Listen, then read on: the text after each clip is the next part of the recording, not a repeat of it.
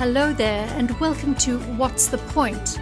A question we should all be asking ourselves, and the podcast by brand architect Bill Ellis that will help you discover, clarify, and live your purpose. Hey, hello, everybody, and welcome to this episode of What's the Point? You know, when I began this podcast, I stated that there are going to be some people that you probably haven't heard of, but I think you really should. And today's guest epitomizes that. Today, I get to welcome my friend and inspiration, Robert Washington. Welcome, Robert. Hey, thank you, Bill. Happy to be here. I'm glad that you're here. I appreciate you giving the time. So a little bit about Robert. First and foremost, he's a father and a husband, and family is at the core of his life. He's an award-winning inspirational speaker, and you'll start to understand a little bit why as we progress through this thing. He's a U.S. Navy veteran, and he's a retired professional athlete. And that kind of sums up the real highlights, but we get to go a little bit deeper with Robert today, and that's exactly what we're going to do. So, Robert, thank you for being here. Let me start with asking you a little bit about what got you into your motivational speaking. Oh, wow. Yeah, no, that's a great question. Wow. It's funny you asked that because I had to think about that. I had to really self-reflect some years ago and really understand why and what kind of helped me transition over to motivational speaking. So I'll take it back from me as far back as a child. Even as a child, I always wanted to talk. I always wanted to help people, but I never had the courage to speak out loud or share my voice. I never felt like my voice was valued for a long time. And I got into sports, and I through sports, I actually found a home, and I found a voice, right? I was able to share that voice with people. People would listen to me because I was good in sports. So I was like, wow, sports can be a vehicle to help me get a voice at the table, right? I've always been that type of person that maybe saw something in a person and wanted to see them succeed. So I wanted to talk to them and help them, encourage them through my words. And so, I got into mixed martial arts, and I started to, towards the tail end of my career in mixed martial arts, I started to really understand, why am I truly fighting? Mm-hmm. And I actually really had to have a conversation with myself and to understand the reason I liked to fight was not the fight, but it was at the end of the fight when I was able to tell someone after I won my match that it's possible, right? Mm-hmm. And I was so excited by just getting to the end of the fight and telling people, look, I came from this, and this, and I've made it. You can do it. And that I started to really analyze myself and start to understand, I wanted to speak after the fight more than I wanted to fight. So I got involved with a couple, local groups, Toastmasters and things of that nature. And towards the tail end of my career, I had this near-death moment where I almost died in the cage from overtraining. I was working a full-time job, managing my family full-time, and going to grad school full-time, 4 or 5 days a week, 20 hours a week, 20 hours a day. I was out, I was gone. Yeah. And so I overtrained myself. I got into the bout, and literally my kidneys start shut down in the bout. So, and I was rushed to the hospital. During the hospital, they told me that I could have died because I went to a condition called rhabdomyolysis. And after that moment, I shared my video on social media of what happened to me and why it happened, because it happened because of me overtraining. Mm-hmm. The video went viral. Next thing you know, I had an organization reaching out to me in St. Louis, asking me to speak and getting paid to speak. So I wasn't ready, but I had to be ready to get ready. So that kind of got me into motivational speaking, just that one kind of pivotal moment of my life where I actually was like, this is my calling. This is what I was put on this earth to do. Well, that's an incredible story. And there was a little nugget towards the end of what you just said that I don't want to skip over. And that's you got to be ready to get ready, or get ready to be ready. You got to get ready to be ready. You have to get ready. You have to be ready to get ready. So Okay. what I mean about that, you're not already going to be ready for every opportunity, but you have to be ready to get ready. And so that's a mind, to me, that's a mindset thing. Mm-hmm. Your mind is always have to be, okay, this is my vision. And that's where it comes down to. So you're not, if someone called me today, Robert, I need you to speak I'm already ready to start getting ready for that opportunity because I know that's where I want to be in life. And that's what I mean when I say that. Well, I think that's powerful. You got to be ready to get ready. And that talks about preparation. And Mm-hmm. I know you well enough to know that that's one of your strong suits is preparation. And you talked about how much you prepared for that MMA fight that you were in, but everything else is also what you were preparing for, your graduate school work, you're raising a beautiful family, and working full time and all of that. I guess part of the message there may be, you have to be ready to get ready, but you can't be everything at all times. Exactly. I think, share with all of us how you kind of manage your priorities, because you have so many. Mm-hmm. Yeah, no, I think that's a great question also. So one thing that woke me up during my career is one day I came into the house and I was always a hard worker, right? My stepdad, he was a leader of a local gang. He was a really powerful, influential person, but he was a provider, right? He came and he provided for the family. So I saw him growing up and I watched him and I modeled his behavior. Whereas to hard work, he taught me how to hunt, he taught me how to fish. One day I walked in the house and I was doing all these things and my wife was, and I would come in the house, I would cook, I would clean after I had already went to school, grad school, and went to work, graduate school, and trained. And one day I walked into the house and my wife looked at me, she said, Robert, I was doing the dishes. She said, Robert, you're here, but you're not present. And I was like, what do you mean by that? She was like, Robert, you're here, you're doing all these things, but you're not emotionally present. Yeah. So I had to learn that there's a difference between being there and being busy and actually being emotionally present. So my mind was always thinking about the next fight, the next opportunity, the next exam, work. I was never present in that moment. So then I had to really learn how to prioritize my life. And at that moment, that's when I took a step back and I really looked at my life and reevaluated, like, what am I doing? But why am I doing these things, right? Mm-hmm. So I had to study all the way back as far as a child and understand, like, where did I get these behaviors from? And now I understand this is the problem, but what's the deeper root in pain, right? And so I went and found the pain and I was like, okay, what can I do to overcome this? So then I came up with these pillars, and they're my 3 pillars. I call them my faith, my family, and my focus.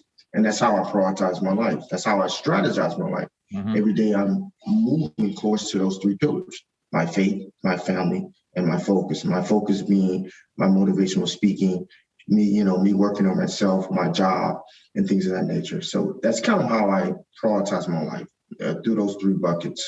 Yeah. Well, I love your 3 pillars. First of all, thank you for sharing that with us.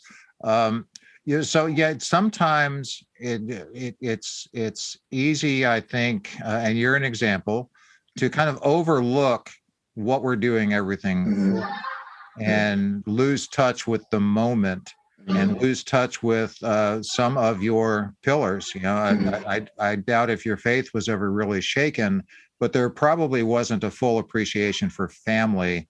And your wife saying that, what a powerful moment and what a gift she must be to be able to say that and for you to receive it. Because my experience is that people that are high achievers may have the tendency to do exactly what you described, and that's overlook the moment that they're in. And I think that's one of the things that combines us. Robert and I met through an organization called the Relational Value Organization, and focusing on relation and relationships and that personal equity with people is what brought us together. So your stepdad and his affiliation with gangs and drugs, et cetera.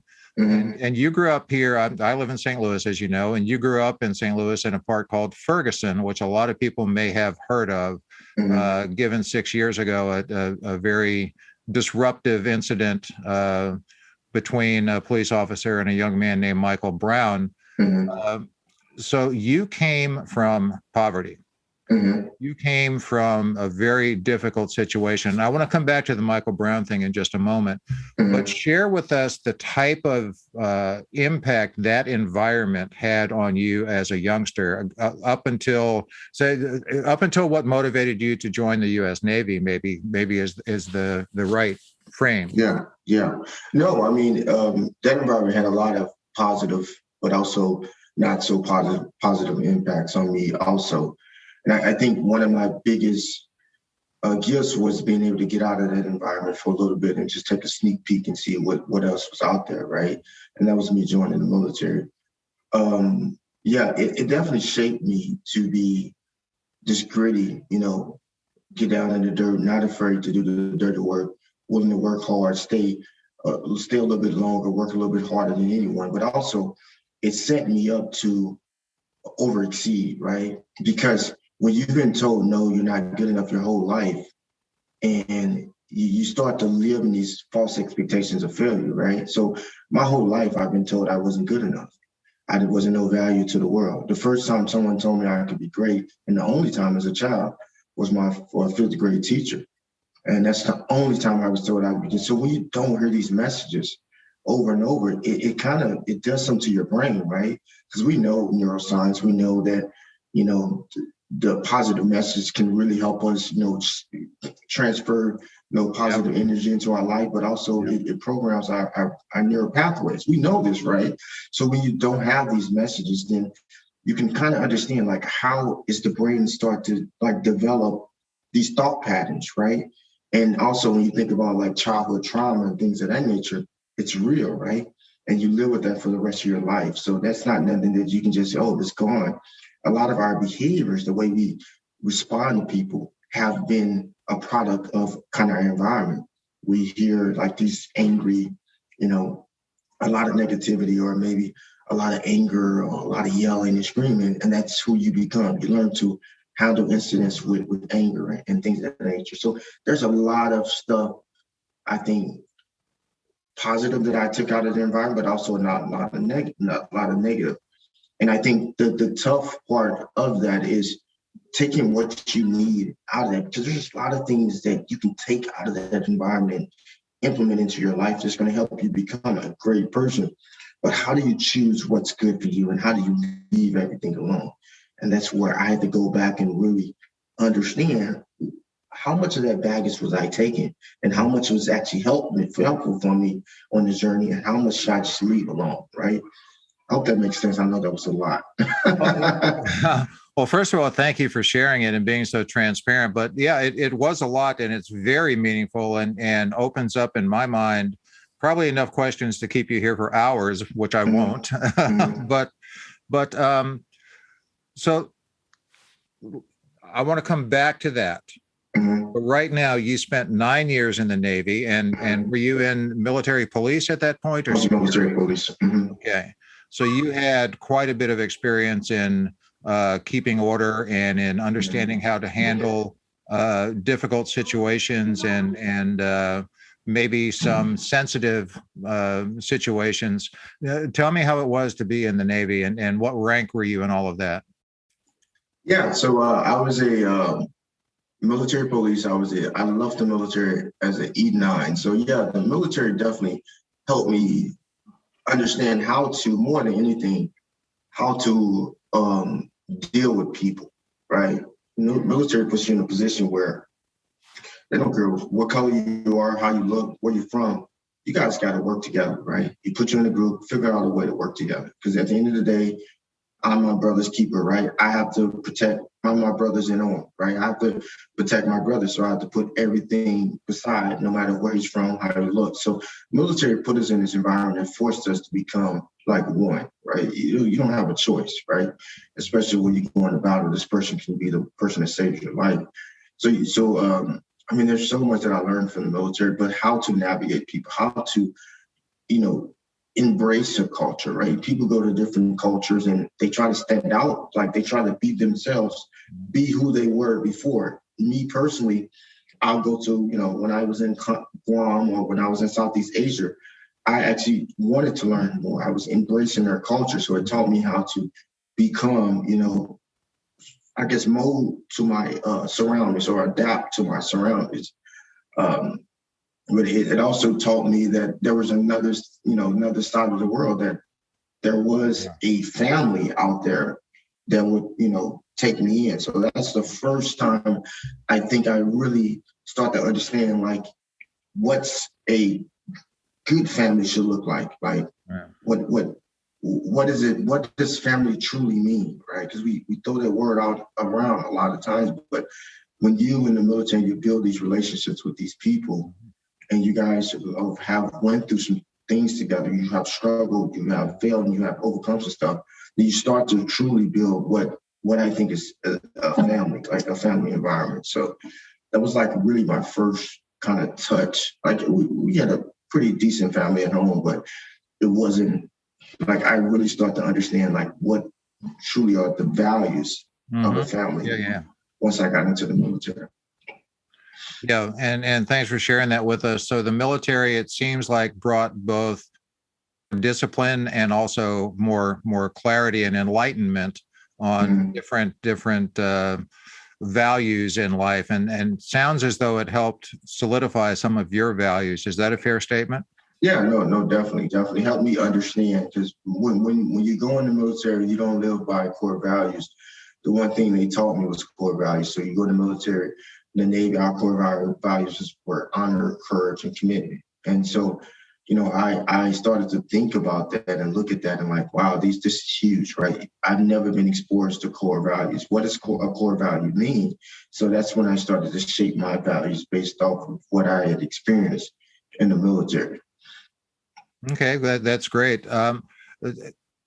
One of the things you've said that I really relate to and want to reiterate for everyone listening is that you went into the military and traveled with open eyes and an open mind and a receptivity to a whole different world out there. And that's something that I think all of us can improve upon. I think all of us have the opportunity to be open, to look for things that we can learn from, to look at, to look for similarities versus differences. And that it brings to my mind one of my favorite sayings to avoid, and that is contempt prior to investigation. All too often, I've been guilty, and I think most of us have it to some degree, when we make up our mind before we fully understand something. So the fact that you had that experience, I'm sure, has really helped you blossom into the man you've become today. Now, speaking of that, if I'm not mistaken, when you decided to retire from the Navy, you were driven by a dream, a goal, a mission to become a world champion MMA fighter. Is that correct? Was it that direct a leap from the Navy to fighting? Yeah. So I started my career while I was in Southeast Asia, and I got really good in my career over there, and that's kind of like really positioned me, helped me kind of understand what my next step was. I had a tough decision at the time. I don't think I ever told you this, Bill, but I was a single father at the time of my three oldest boys. I had just gotten through a really rough divorce, got custody of my boys. And I was like, wow, this is a tough decision. Do I stay in the military and try to be a single father, or do I go chase this dream? I was stationed in Guam, 2,000 miles away from the United States. It was a scary decision. And I decided to, I my own backup plans. If it don't work, I'll take my butt to college. I'll make a way if there's no way, right? And so that's what that was kind of propelled me to kind of make that transition, just getting really good in the military, but also knowing that I couldn't be a single father in the military. It would have just been too hard, trying to work in the military. The military, literally, your time is not your time anymore, right? You give your time to the military, so there's no freedom. And I want to be there for my boys. Well, I think that I think that is very possibly a tie back to your childhood, where the strong connection with the father figure may not have been there, and may have fueled you to realize that that's exactly what you want to be in your role as father. So you left, you got into fighting, you had the near-death experience, and around all of that, had also started school and started grad school, correct? Yeah. And somewhere along there, you met Miss Wright. Yeah. Yeah. You've remarried, right? Yeah. Yeah. Yeah. Because she's the one that said you're not present. Yeah. Exactly. Yeah. Yeah. So yeah. So So go ahead. Go ahead. No. I thought you was going to ask a question, but go ahead. I'm sorry. No, it's fine. It's just there's just so much to say and talk about with you. It's fantastic. So when you are not just an inspirational speaker, but you are an inspiration in life, and you are an absolute inspiration through social media, notably, in my experience, LinkedIn. I think you do quite a bit on TikTok too, but that's not necessarily my primary venue. But one of the things that I read, trying to learn a little bit more about you, is that a phrase that you said upon leaving the military and transitioning to civilian life and pursuit of a world championship goal. And to quote it, it says, "Broke bank accounts never last, but brave people do." Yeah. So for you, that was an act of bravery, right? To pursue your dream. Exactly. And I think, man, that's a quote that I came up with because it's so true. Because we'll look at our bank account, it's like it's not possible. We'll look at the resources that the material resources we said was not possible. I never look at what's not possible. I was talking to one of my managers the other day. I'm like, I'm always looking for ways for solutions. Sometimes I'm a little bit too optimistic, right? Because I think coming from where I came from, I have to be that way, right? I have to. So just being able to not look at this bank account as a reason why I can't do it.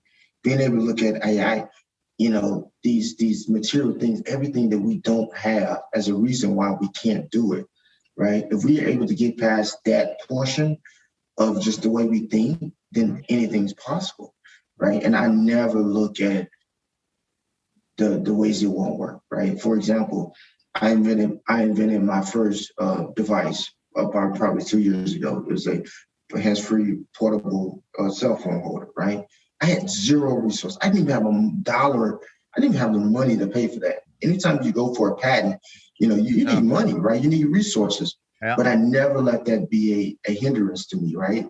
I end up finding an organization that would do, most of the work for me pro bono. Found a lawyer that would do most of the work for me pro bono. Outsource some of the design work, right? Really, really cheap, right? And eventually I got it done, right? But I didn't have a dime in my pocket. But if I would have focused on that dime that I didn't have in my pocket, I would have never pushed through. So getting past that first hurdle of most people try to identify all the resources they need before they start. I just start. I just start. How do you get there? Take the first step, right? Yeah. I was going to talk to you about being a patent holder, because not everyone can say that, and that's pretty impressive. So far we've talked, Robert, about successful family and fatherhood and husband. We've talked about a very successful career in the Navy. We've talked about a very successful endeavor into the world of professional sports. Now you're very successful in your business and your career, where you went into IT with no IT experience. You're a patent holder. So it just seems like, boy, that overnight success, Robert just must be blessed.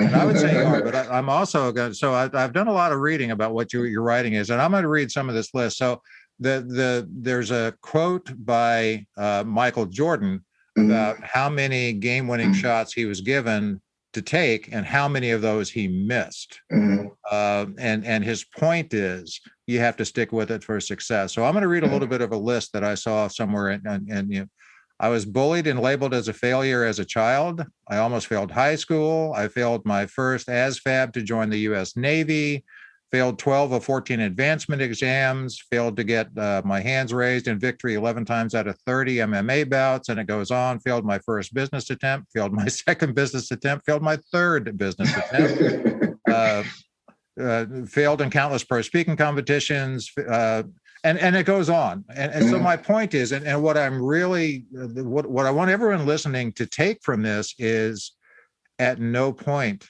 did that deter you. Because what I talk about, and part of the premise of this whole What's the Point podcast, is to know our purpose, to fuel it with passion, but to have it evolve and sustain through persistence.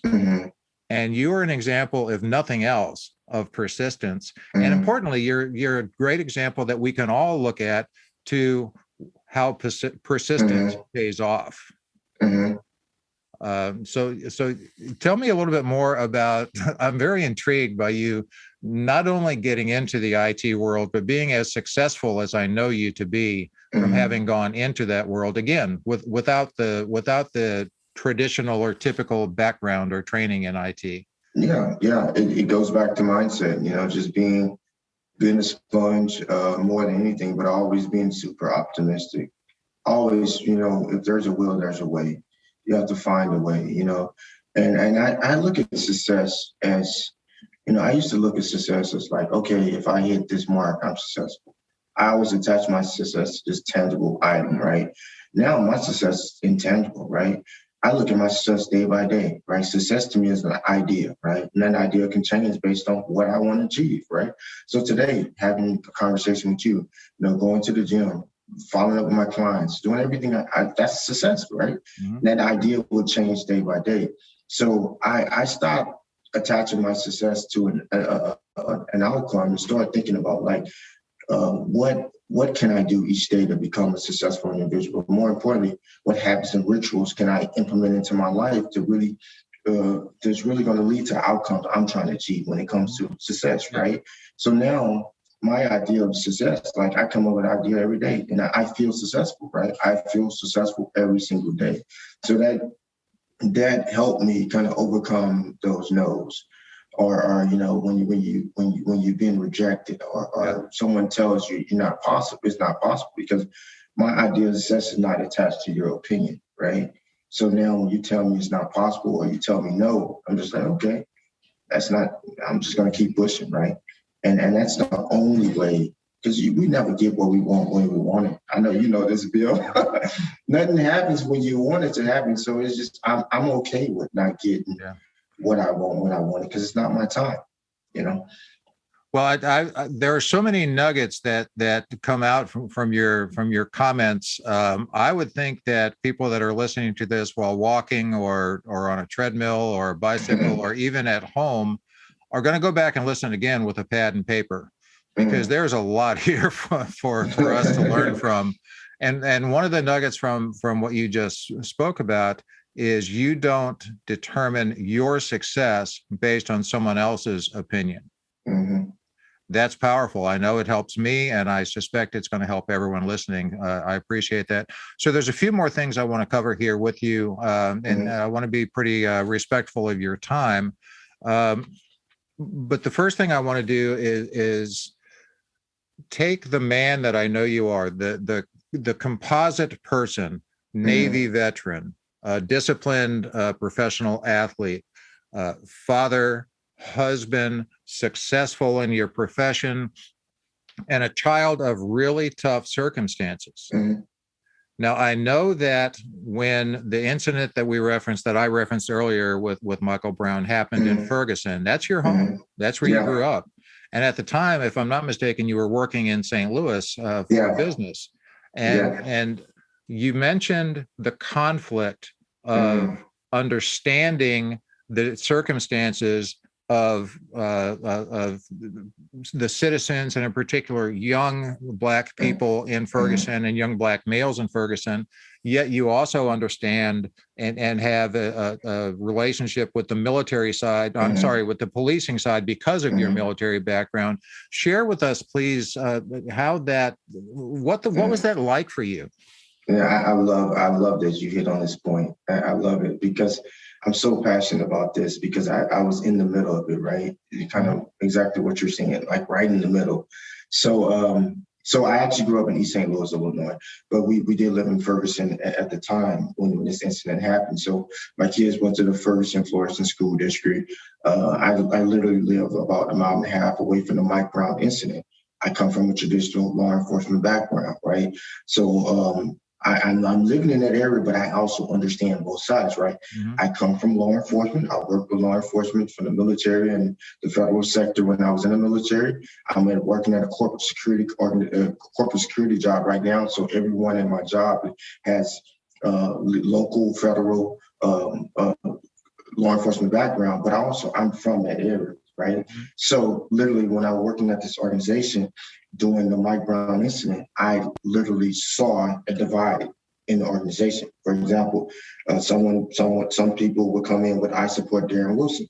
Some people would come in with Mike Brown shirts on, and literally it created a divide in the organization. And I'm in the middle of that divide, right? Because I'm like, okay, I see both sides. Like, why can't we come to an understanding with this? Why does it have to create a divide?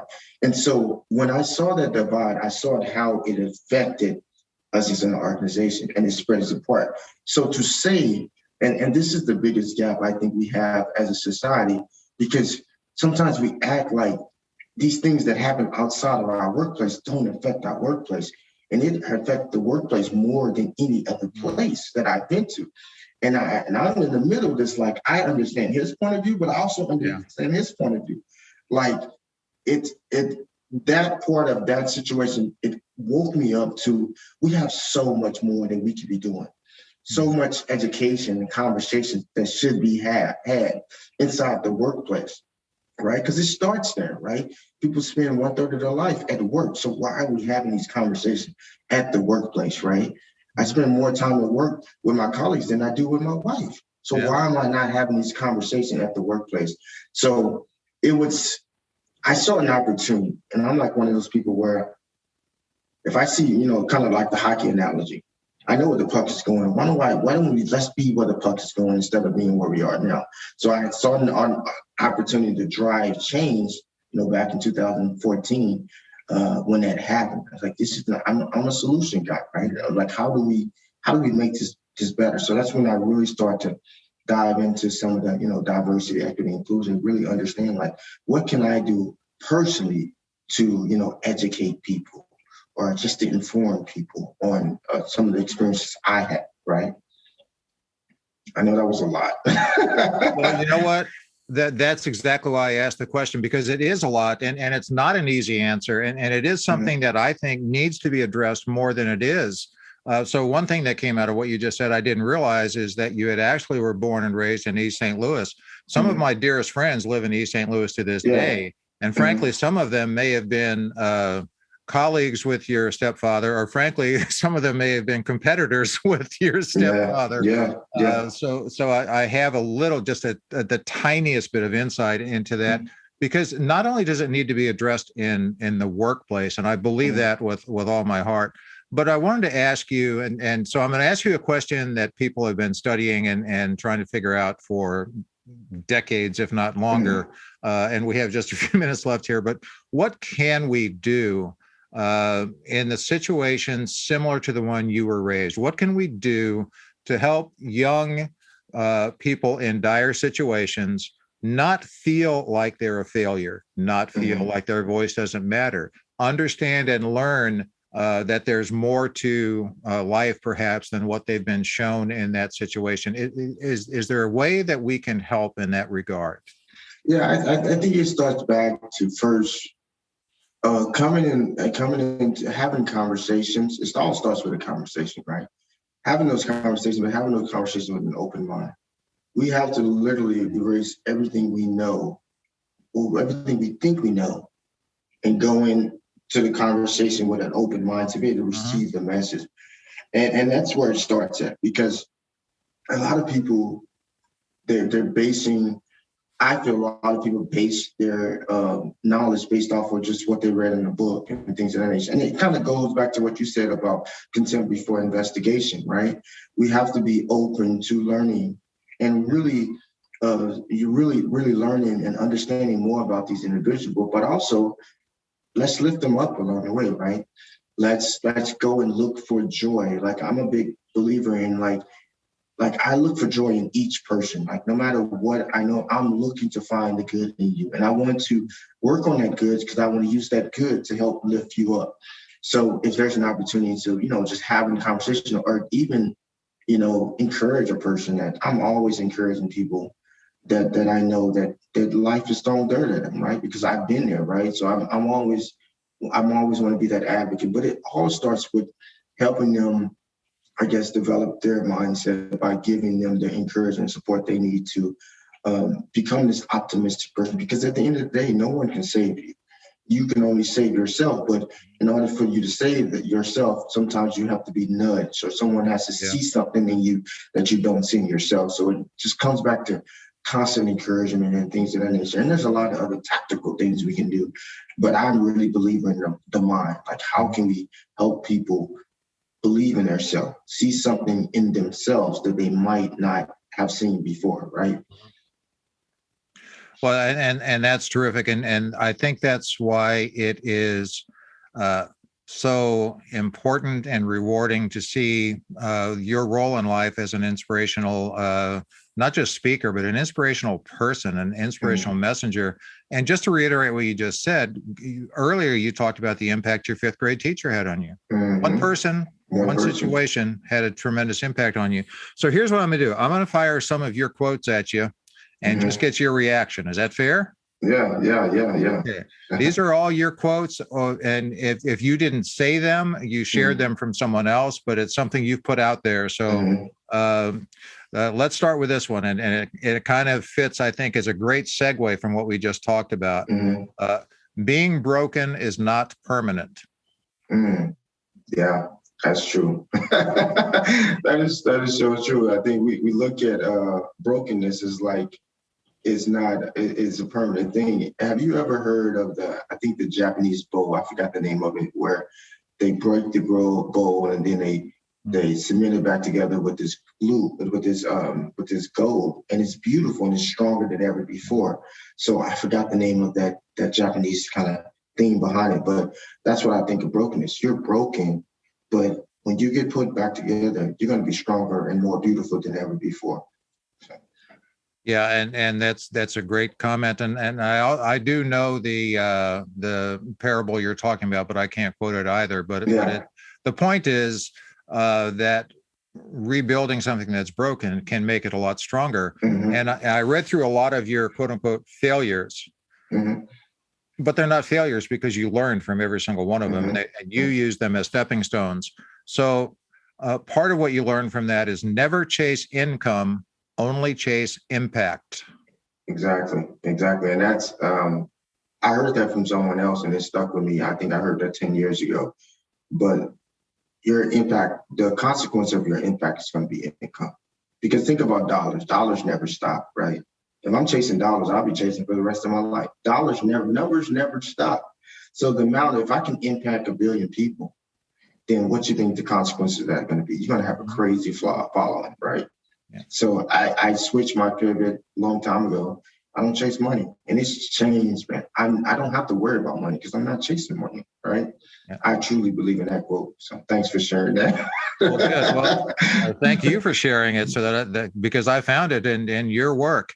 But it puts me in mind of the philosophy behind, as most listeners know, one of my favorite books, The Go-Giver, and the 5 laws of stratospheric success. The first one being your true worth is determined by how much more you give in value than you take in payment. So very simply what it says is don't focus on the payment. And in the book itself, it said the mentor Pindar speaks to the main character Joe and says making money is not a bad thing.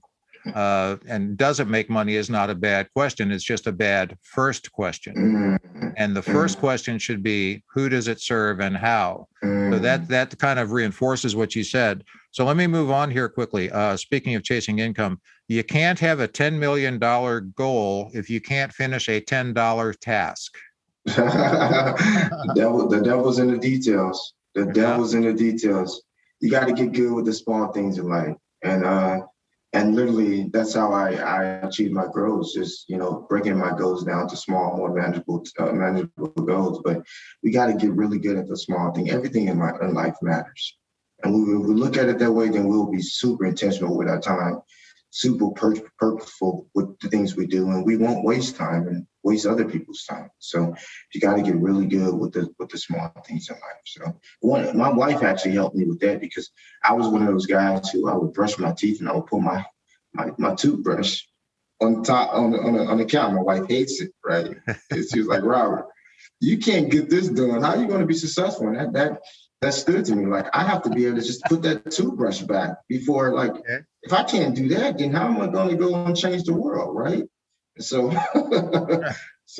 yeah. Well, that speaks to the one of your three pillars, the one on family, and that leads me to your first pillar with this statement: your faith should anchor your dreams.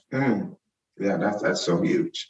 Yeah, Bill, you're taking me back to all my little quotes I'll be throwing out there. So what that means is think about a storm. If a storm comes and you're not anchored, you're going to go with the storm. So that means that storm is going to be on top of you the whole time, putting down water, right? Putting down rain on top of you, because you're going to go with the storm, right? You're on this boat, you're going to go with the storm. If you're anchored to something, when that storm comes and passes, you're going to be anchored. So you're not going to go with that storm. You pull up your anchor and you go back to where you're headed, like whatever direction you was headed. And a lot of people don't have, when the storm comes, when things don't go their way, their dreams go with the storm, right? And for me, it's like my faith keeps me anchored. Whenever things don't go my way, I go back to my faith, because I know that's the only thing that's going to keep me anchored. Because at the end of the day, if you have faith in people will let you down, right? All the time. So I know my faith has to be, to what I believe. That's going to keep me kind of focused and not go with the storm. So. Good. Well, one more, and then I've got a final question for you. So the other one, and there are different variations on this one. So I'll just use this one. Keep moving forward. Yeah. I think Dr. Martin Luther King said it great. If you can't, if you can't walk, if you can't walk, then crawl. If you can't crawl, then run. But if you can't, I forgot what the quote was. If you can't run, walk. If you can't walk, crawl. Yeah. But just keep moving. So no matter what life throws at you, don't let that, that moment deter you. Just keep moving. Find a way to just keep going. And that's kind of like my life. I just keep trying to elevate myself every year to try to become a better person. And then overall, you'll just see like a lot of the consequences of just trying to become better. Just keep moving forward, whether that's reading another book or just, having a conversation with someone, whatever you can do to progress yourself as an individual. I think that's what life is all about. Okay, well, that leads perfectly. Thank you for that. Thank you for sharing that with us. But that leads perfectly into my final question, which is the most often asked question on the podcast, and that's the name. And it's in the scheme of, and in the realm of everything you've done, Robert, what's the point? I think the point for me is to kind of goes back to everything I said today, is just to continue to make impact. What can I do today to add value to someone's life? I wake up and I think about that every day. So they just continue to make an impact. And, think about this is a job you don't retire from. You don't retire from impacting people's lives. You don't retire from adding value. So, I'm in it for the long haul. So that's what it's about. That's the point. You're an amazing man. I'm grateful to have you as a guest. I'm more grateful to count you as a friend. I look forward to following your continued inspiration, your continued successes, and I look forward to understanding the number of lives that you touch and the ripple effect of what you do. I mean, your purpose is very simply to help other people. And you've done that from a young age, and you continue to do that. So thank you, my friend. Thank you, Bill. So all of you listening, again, you may want to go back and listen to this again with a notepad and paper, because there are so many pearls of wisdom from Robert. I'd ask you to share it with people that you know that will benefit from Robert's wisdom. And if you really like this, it would help us and help the podcast if you would subscribe. So with that, I will say thank you once again to Robert Washington, inspiration and friend. Thank you. Thank you, Bill. Great talk today. Thanks so much for tuning in. And if you like what you heard, please subscribe so you don't miss an episode. We can promise you'll gain value in every one. Rating and reviewing makes us more discoverable and helps others find out what's the point. And if you'd like to know more about Bill Ellis or contact him, please visit his website, www.brandingpillars.com. See you next time.